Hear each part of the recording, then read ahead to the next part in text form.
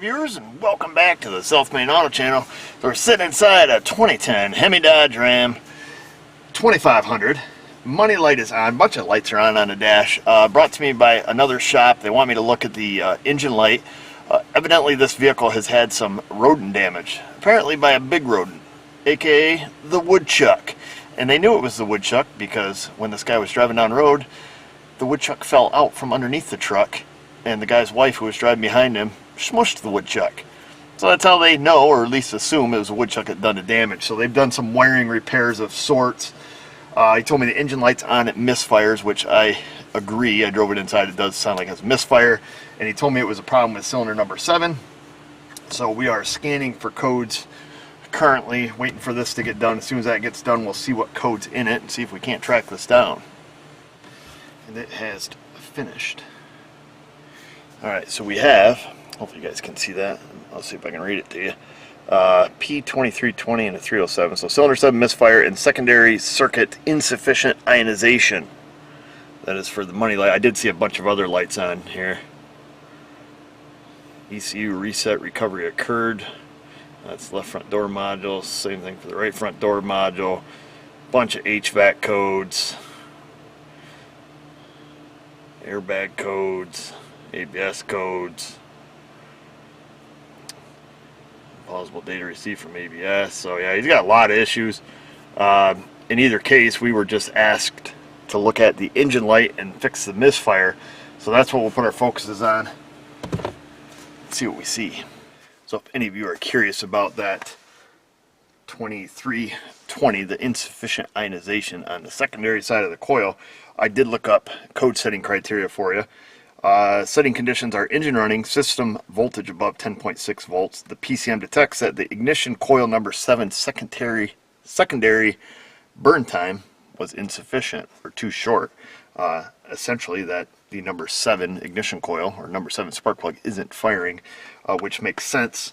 And you know, that is why we get our PO307 or 7 misfire.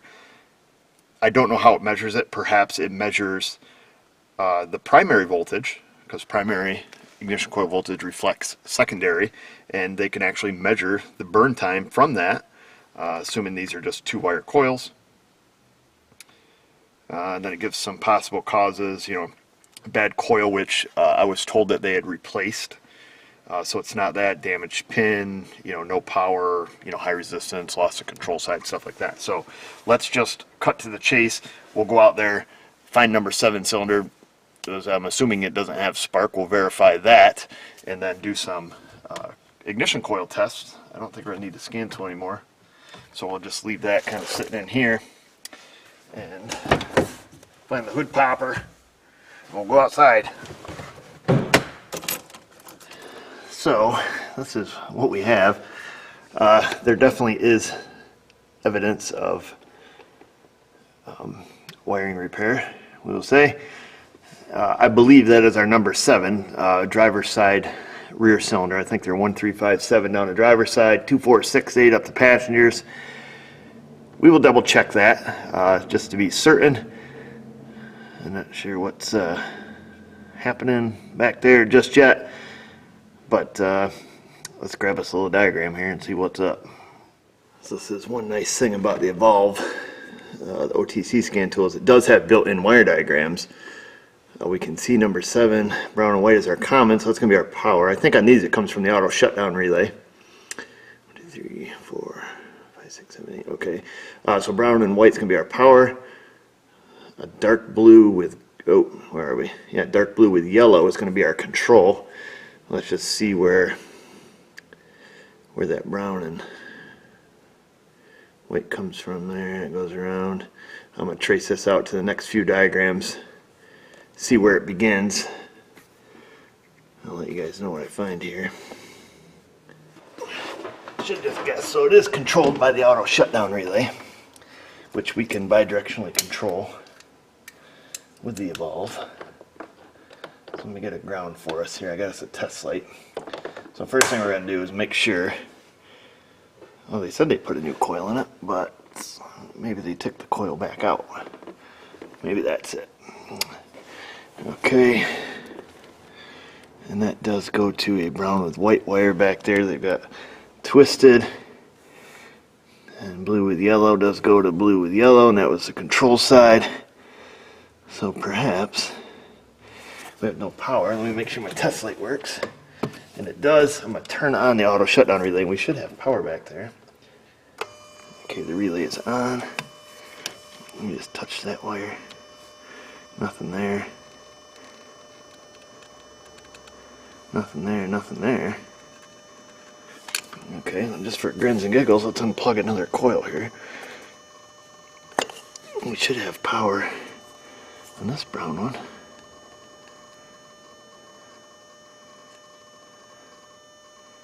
Is my test light no good here? What's going on? Okay, auto shutdown relay is supposed to be on, so we should have power to the coils and the injectors.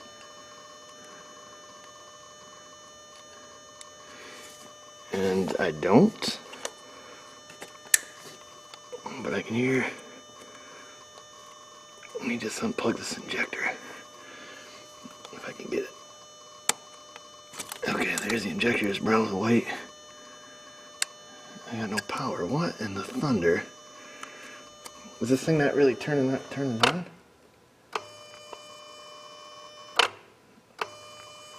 It's toggling it now. Let me just. The truck ran, for crying out loud.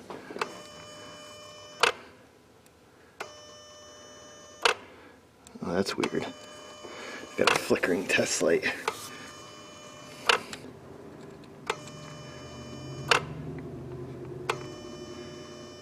This is not making sense here. Let me turn that toggle off. Where is the auto shutdown relay here? I'm not even going to show you guys what I just did.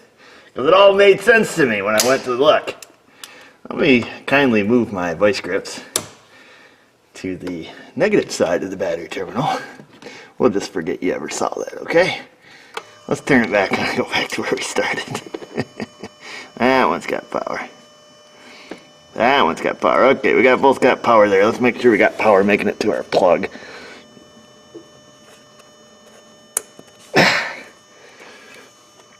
Alright. So we got power. Let's see. Hallelujah, we got power there. Okay.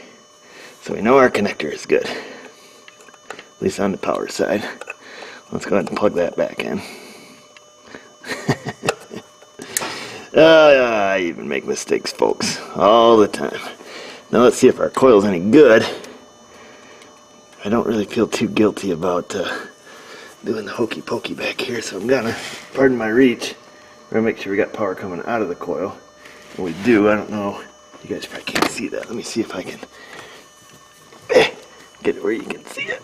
Hold on here, fellas. So this is the wire coming out of the coil. The controls, touching some bare wires there, making something fire. So hopefully you can see that. But the test light's lighting up, so we got power into the coil, power out of the coil. So our primary side has connection. Doesn't mean it's good.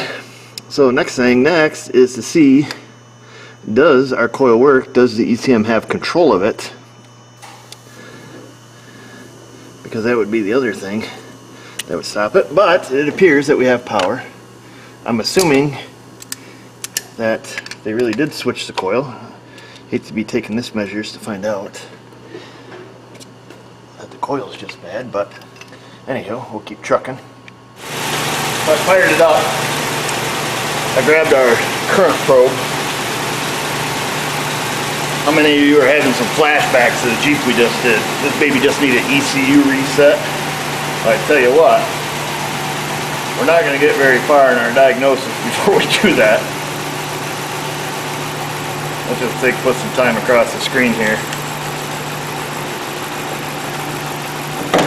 First we'll grab a good coil. I'll show you what it looks like.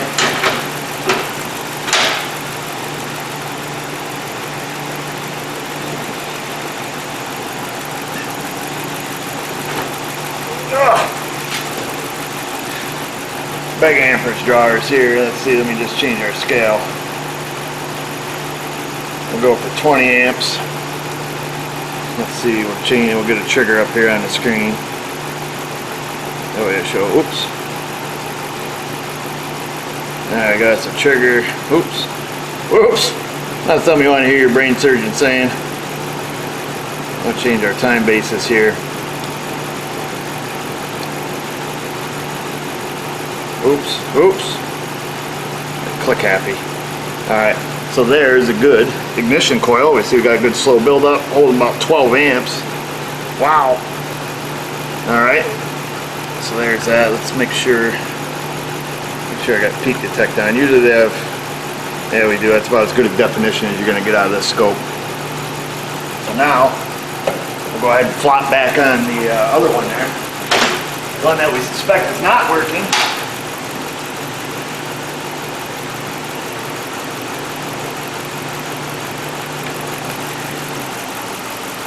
Absolutely nothing.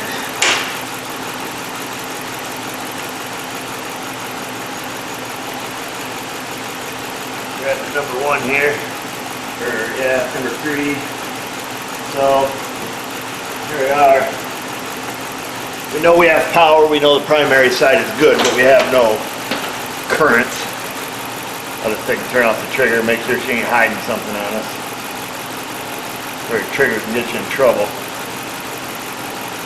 Put a bunch of time on the screen here. And we don't see anything except a couple little bit of secondary noise. So I tell you what,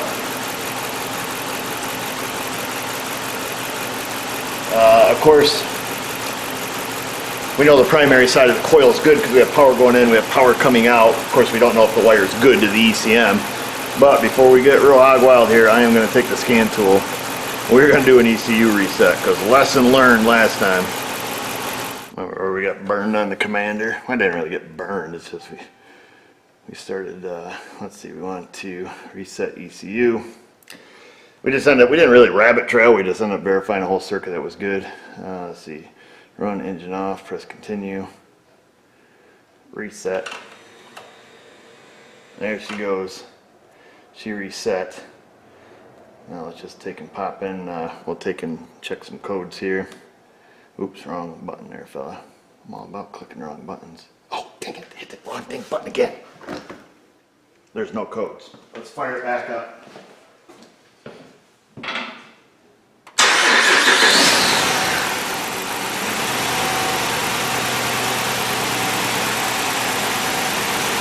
Money light popped right back on immediately.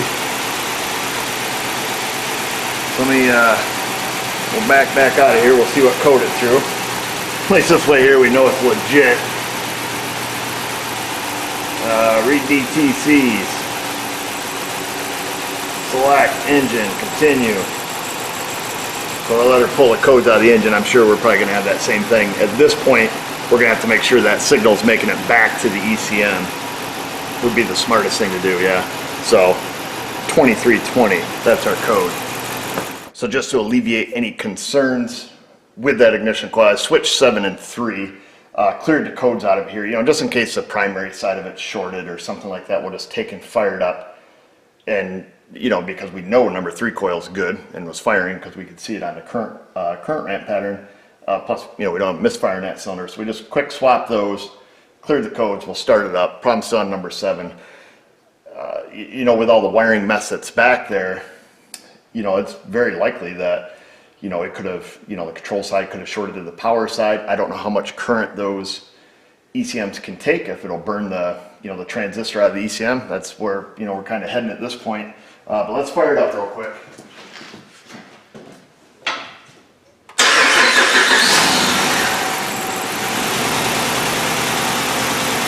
So this is still misfiring. Let's read the code, see if it fouled the coil or if it stayed on number 7.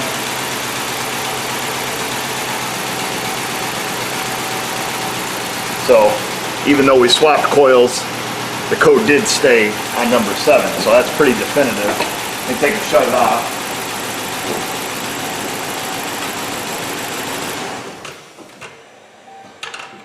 Turn the key back on there for us. So hopefully you guys are following along all right at this point. You know, we 100% verified power going to the number 7 coil. We swapped the coils real quick with a known good. Misfire is still on number 7.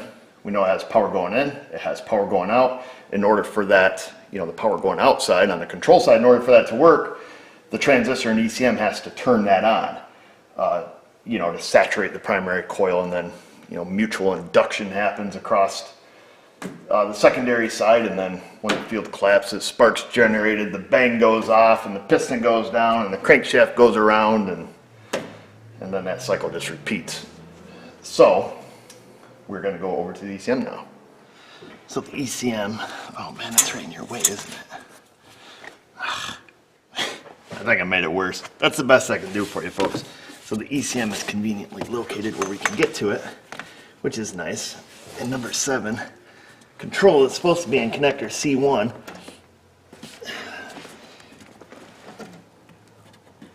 Come on, you jerk-hole. Stupid red clips. Let me get my pick up doom.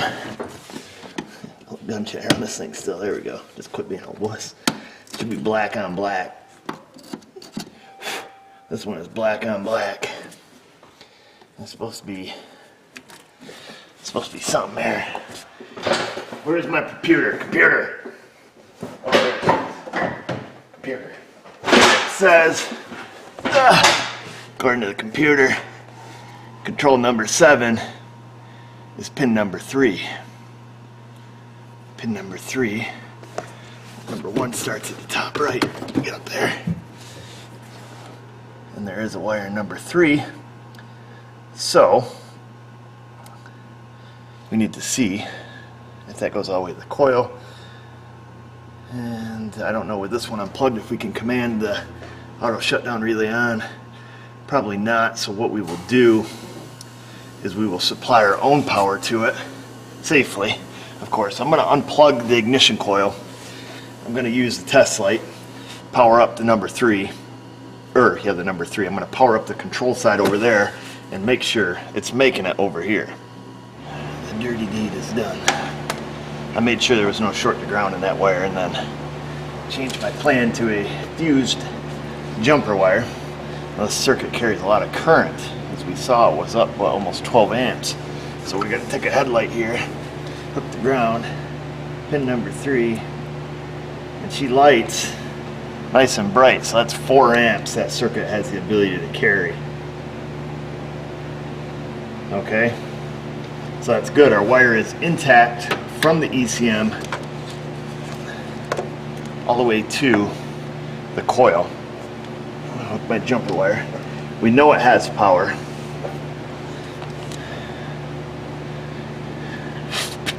We know the coil is good. We know the ECM is not turning it on.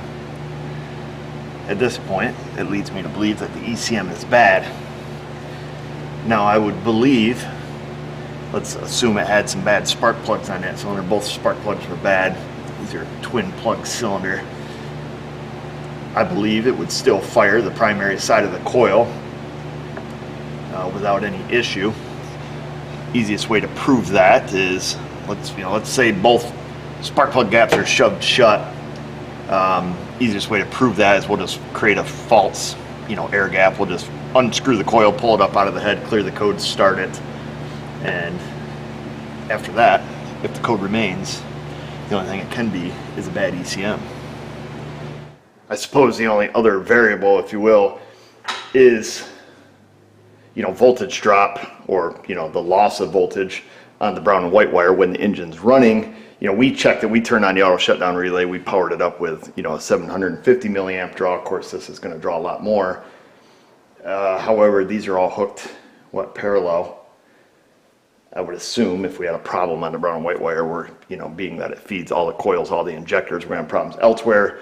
But for what it's worth, I will hook my test light to battery negative, start it up, verify that we have 12 volts there. I do have the coil pulled up out of the head a little bit. I'm gonna take and fire it up here, clear the codes, make sure that we definitely have power back there with it running, make sure something funny is not going on, and then we'll make the call.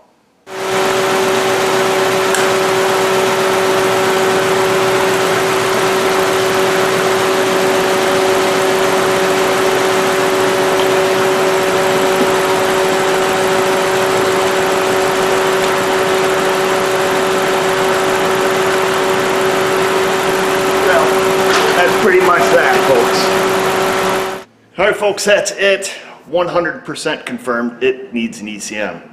Why did it fail? More than likely because of the rodent damage, if you will, back there. My assumption would be, being where those wires are cut and kind of how close everything is together, if the ASD relay wire, so you know that has the ability, I don't know what that's fused at, maybe 20, 25 amps, something like that. If that came together with the control side of the ECM going to that coil, perhaps that was it. You know, spiked it just enough, amperage went too high, and you know, game over. I'm guessing. You know, that's just an assumption. I don't know if it has any kind of current protection device in the ECM. You know, particularly on that control circuit where it's, you know, it's a high amperage circuit to begin with. I really don't know. But I know that's it. We've 100% confirmed that there's nothing else we can do. The wire going to the ECM that controls the number 7 ignition coil has the ability to carry, you know, 4 amps, nice and bright. We're not losing power to the coil when it's running. The coil in and of itself is not bad. And that's it. There's nothing more. I'm going to see if I can find an ECM for this. Maybe we can get a used one, see what the customer wants to do. I don't know if he's going to fix it himself or what, but if we do get the job on it, I'll bring it back along. He's got, I think he told me 2 or 3 more vehicles he wants me to look at, so we'll call him up, get them brought down here, and get them checked out. So stick around. If you want to see them, go down, click subscribe, ring the bell so you don't miss the notifications and all that stuff. And just remember, viewers, if I can do it, you can do it. Thanks for watching.